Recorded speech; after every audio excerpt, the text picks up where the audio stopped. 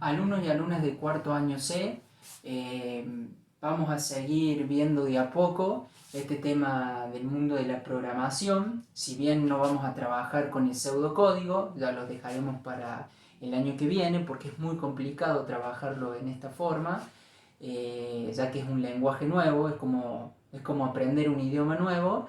Lo que vamos a ver es una introducción para poder avanzar y que entiendan más de lo que se va a tratar. Obviamente que esto también forma parte para hacer una introducción, lo que luego va a ser una programación con el pseudocódigo, programación en C. Yo les había dejado dos ejemplos, dos ejercicios en realidad para que lo hagan. Y bueno, ahora se lo voy a explicar bien para que ustedes lo vuelvan a entender y yo les voy a dejar otro ejercicio más, así siguen practicando algo tan sencillo como este y que vayan viendo y diferenciando qué es una variable, cuándo es una operación, qué es lo que se va a imprimir, todo eso que después en el mundo de la programación lo vamos a ver. Bueno, había que hacer algo tan sencillo como siempre. El programa número 1 decía de que había que sumar tres números. Entonces, recuerden que yo les dije que las variables podían llamarse de distintas formas según que ustedes quisieran.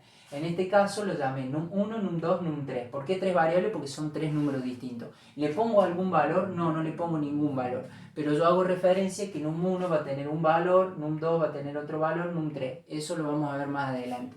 Ahora estamos ingresando tres números. No importa cuáles, no importa dentro de cada variable qué número tenga, sino lo asignamos con letras. Esto se le llama variable. La variable es donde van a ir, si me decía dos números, van a ir dos variables. Ahora como me dice que va a ingresar tres números, son tres variables. Bien, no le asigno ningún número a esto, sino simplemente lo dejo así como está. ¿Qué operación matemática hay que realizar? Según lo que me dijo el programa, el pequeño programa de introducción, que hay que sumarlo. Entonces yo utilizo otra variable más que le voy a llamar suma. La podría haber llamado de otra forma también, como les comenté en video anterior. Entonces, ¿qué hago? Suma es igual a num1 más num2 más num3.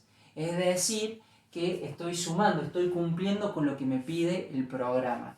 Fíjense que acuérdense que esta es la entrada, que la entrada hace referencia a las variables que voy a ingresar, al proceso, es decir, las operaciones matemáticas que voy a hacer. En este caso me dijo que era una suma.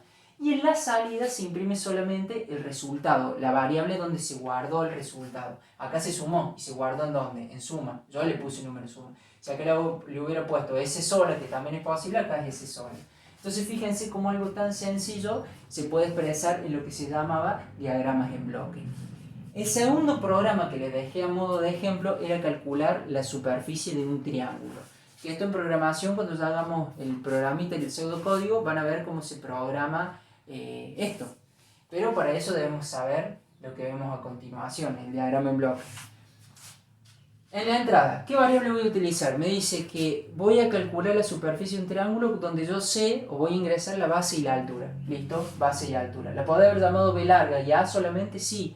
Sí, pero siempre esta tiene que estar relacionada con esta y esta con esta. Fíjense que yo tampoco le pongo un valor numérico, sino simplemente son variables, nombres, por decirlo de una manera.